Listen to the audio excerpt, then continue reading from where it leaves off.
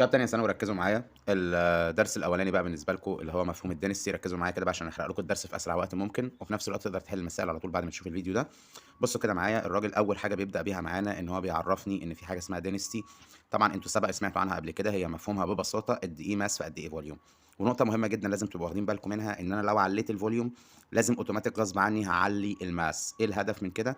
يعني فرضا انت عندك مثلا لتر ميه ازازه، الازازه دي بتشيل لتر ايه ميه، يبقى انت لو خليتها 2 لتر ازازه اكبر شويه يبقى هتضطر تزود كميه الميه عشان تملى الازازه بالكامل. يبقى اي زياده في الفوليوم قصادها على طول زياده في الماس، وده معناها ان الدنستي بتاعتنا دي مالها ديبند اون كايند اوف ماتيريال. يعني ايه الكلام ده؟ يعني اي دنستي لاي ماتيريال هتفضل هي. يبقى حضرتك عايز تغير الدنستي يبقى المفروض تغير مين؟ الماتيريال بس كده؟ لا، وكمان لازم تغير مين كمان معانا؟ لازم تغير كمان معانا مفهوم مين؟ التمبريتشر. يعني ايه ببساطه؟ لو سيادتك سخنت اي ماده، اول ما بتسخن الماده دي المولكيولز بتبعد عن بعضها. ليه؟ عشان خدت انرجي، فبتبدا المولكيولز تتحرك بعيد عن بعض. فانا لما اعلي التمبريتشر، ركزوا بقى كده معايا، الفوليوم ايه اللي هيجرى له؟ بالظبط كده هيقل. يبقى معنى كلامي ان الدنستي هيجرى لها ايه؟ هتزيد. يبقى حاجتين هما اللي ممكن يغيروا الدنستي: نوعيه الماتيريال نفسها او التمبريتشر. التمبريتشر عليت الفوليوم بيبدا يقل، الدنستي بعد كده ايه اللي بيجرى لها؟ ركز كده معايا، ها. الدنستي بتاعتي ببساطه بيحصل لها ايه؟ بتبدا انها تعلى ولا تقل؟ ركز كده معايا عشان احنا هنا عاملين تكه كده مقلب، ها. التمبريتشر زادت الفوليوم قل؟ لا، صح كده، ممتاز اللي قال الفوليوم زاد. فوليوم ايه؟ زاد، ممتاز. لو انت بقى كنت مركز انا بقول لك برافو. طب وبعدين ايه اللي يحصل للدنسي؟ تقل كمان بالشكل ده. يبقى كل الكلام ده بيتم في عدا حاجه واحده بس، هي الووتر الوحيده اللي لما بتعمل لها عمليه تبريد، يعني بتبدا تحولها لايس، بتلاقي الفوليوم بتاعها اللي بيجرى له بيعلى. عشان كده لو حضرتك حطيت اي ازازه في الثلاجه والازازه دي ثلجت في الفريزر، فبتلاقي اللي بيحصل لها الفوليوم بتاعها بيزيد. يبقى مين اللي عكس التمبريتشر في حاله واحده بس، اللي هي حاله مين؟ الووتر. لكن تمبريتشر عالي الفوليوم عالي الدنسيتي تقل، ده في كل انواع الليكويد. طيب، يسكت الراجل على كده؟ قال لك لا، عندنا حاجه اسمها يا عم ريلاتيف دينستي، اللي هي دينستي لاي ماتيريال على دينستي الووتر. ودينستي الووتر دي بالنسبه لنا بتكون جيفن دايما في اغلب المسائل، اللي هي 1000. طيب، القانون ده ممكن نوصله لقانون تاني بس في سبيشال كيس. تعالوا نشوف كده مع بعض ازاي. ببساطه فك الدينستي يا عم، ها.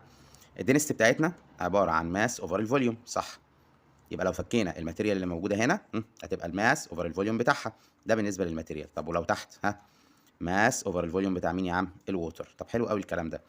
ايه رايكم لو الماتيريال دي ليكويد، تمام، وملينا الليكويد والووتر في نفس مين؟ الكونتينر، صح كده؟ طالما الفوليوم والووتر في نفس الكونتينر، يعني في مساله قال لك ذا سيم كونتينر، يبقى معنى كده ان هو عايز يقول لك ان الفوليوم هو.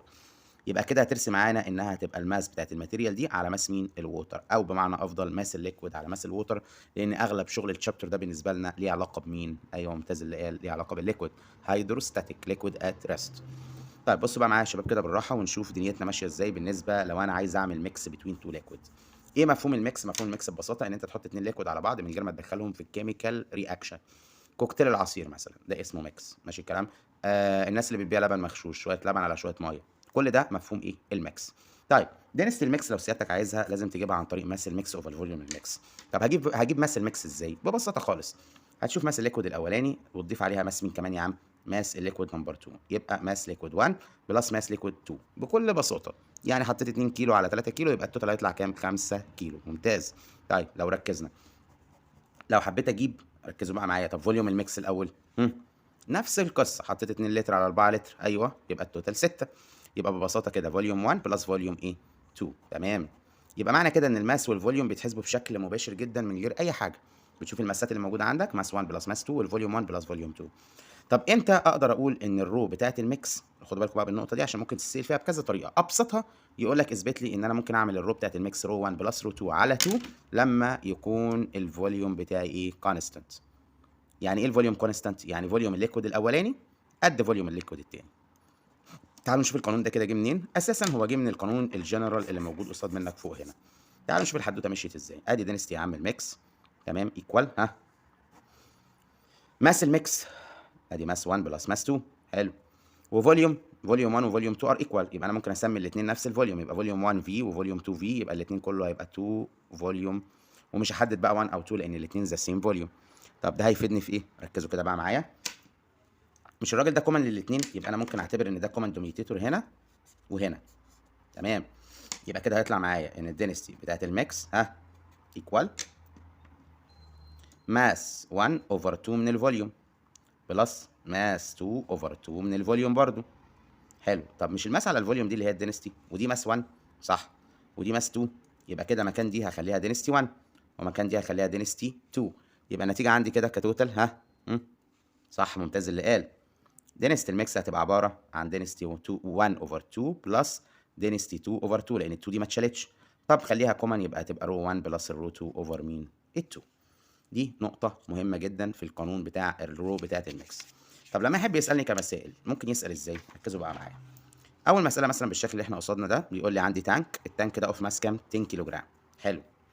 وبيقول لي اتس فوليوم 60 لتر. طيب يبقى معنى كده ان انا اول معلومه عندي الماس بتاعت التانك او الكونتينر 10، والفوليوم طبعا مش هشتغل بالليتر، ممتاز اللي قال، هحولها لمتر باور 3، يبقى هتبقى 60 ملتبلاي 10 تو ذا باور نيجاتيف 3. ممتاز. بيقول لي find its mass when the filled with liquid of relative density 0.72. relative density، طب ما relative density دي مش هتفيدني في اي حاجه، يعني مش هتطلع لي اي معلومه انا محتاجها.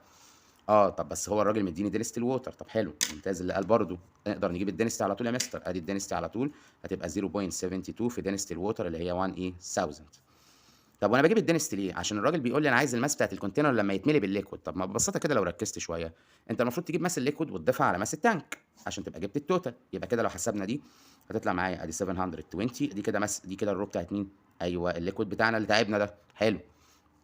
نروح نكمل بقيه شغلنا، هنلاقي النتيجه عندنا ان في دنستي هنا بتاعت مين؟ الليكويد صح، اللي هي عباره عن قانونها ماس الليكويد على فوليوم الليكويد. حلو. دنستي الليكويد 720، ماس الليكويد معرفهاش، فوليوم الليكويد هو فوليوم التانك. اشمعنى؟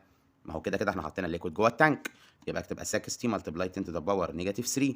اعمل لي يا عم كروس ملتبليكيشن للكلام ده، يبقى هتطلع معاك ماس الليكويد ايكوال 720 ملتبلاي 60 ملتبلاي 10 تو ذا باور نيجاتيف 3. هتحسب الكلام ده عندك على الكالكوليتور هيطلع 43.2. دي كده ماس مين يا عم؟ الليكويد. طب خلاص، يبقى سيادتك لو عايز تجيب بقى ماس التوتال هتضيف ماس مين؟ التانك بلس ماس مين؟ الليكويد بتاعك. يعني هتبقى عندك ال 10 بلس 43.2 يطلع كله 53.2. ودي من المسائل اللي الناس لو لقيتها لو بتحل من المعاصر هتلاقي مسألة زي دي كده تقريبا بالأرقام. طيب مسألة برضو كمان ركزوا معايا. لو أنا بيقول لي if the density of the mix density of mix، ركزوا في المسألة دي عشان فيها لفة شوية. كده أنا عندي density الميكس حلو 1.1 جرام بير سنتيمتر باور 3، وبيقول لي ده الميكس ده ما بين ووتر وما بين ليكويد تاني، والووتر الدنستي بتاعته بالرقم ده. حلو. وانذر ليكويد وذ دنستي برضه بالرقم ده. حلو. بيقول لك اعمل حسابك ان فوليوم الليكويد 16 سنتيمتر باور 3، فايند ذا فوليوم اوف ووتر. طب عشان المساله ما تلفش، مش هو الراجل بيكلمني على الميكس؟ قانون الميكس بصفه جنرال كان بيقول ايه؟ ركزوا معايا. تمام. دنستي الميكس عباره عن ماس ليكويد 1 بلس ماس ليكويد 2 اوفر فوليوم 1 بلس فوليوم 2. طيب 1 انا اعتبرها الليكويد اللي مش الووتر. حلو، يبقى هنعوض كده، دي 1 بوينت، ده الميكس 1.1 ايكوال ماس الليكويد الاولاني. دور كده معايا، مفيش ماس للليكويد الاولاني. تمام، سيبها.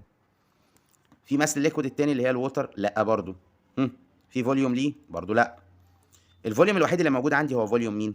الليكويد التاني او الاولاني، يعني بالترتيب اللي احنا عاملينه 16. طب وبعدين احنا كده المساله بالنسبه لنا واقفه.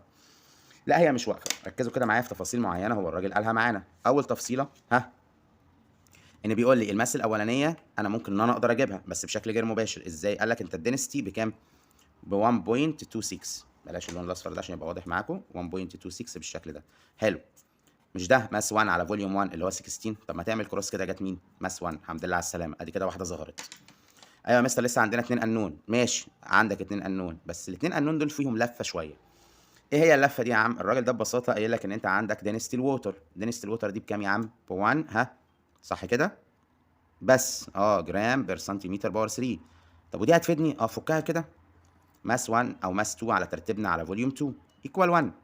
معنى ان الاثنين على بعض ايكوال 1 يبقى معنى كده ان الماس والفوليوم ار ايكوال. ايوه. طب ده معناه ايه؟ معناه ببساطه حضرتك ان انت هتروح جاي عامل كده وهتخلي دي كمان فوليوم 2، لان كده كده الماس والفوليوم ذا سيم. بص كده على المساله دي، دينستي الميكس. حلو. ده فوليوم هنا فوليوم 2 فوليوم 2، يعني ده نفس الانون نفس الاكس، يعني لو انت بتحل بشكل سولف على الكالكوليتر.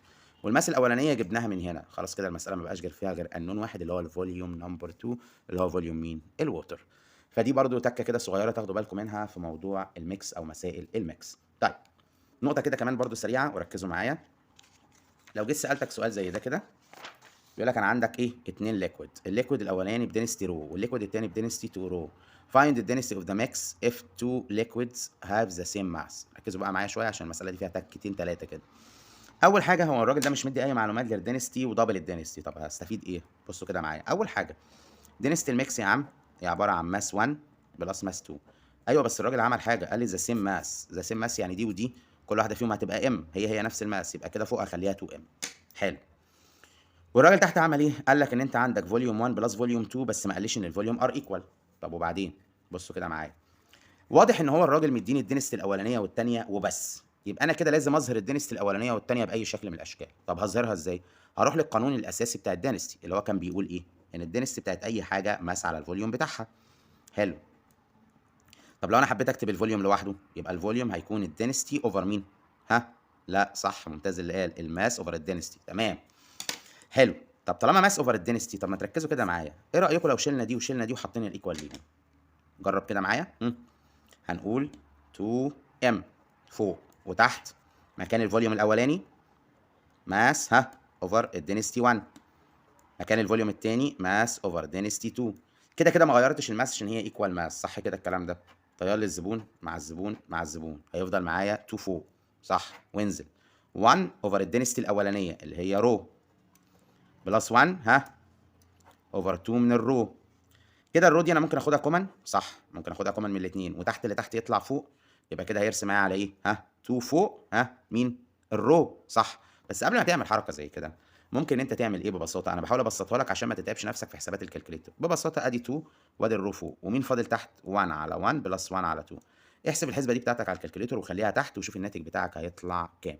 هيطلع النتيجه اللي تحت دي موجوده معاك 1 بلس هاف، يعني هتطلع فوق 2 رو وتحت 3 اوفر 2. يعني النتيجه في الاخر لما اجي احسبها هتطلع 4 رو اوفر 3.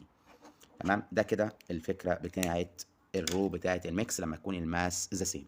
شدها لكم يا شباب واشوفكم ان شاء الله الدرس اللي جاي. مع السلامه.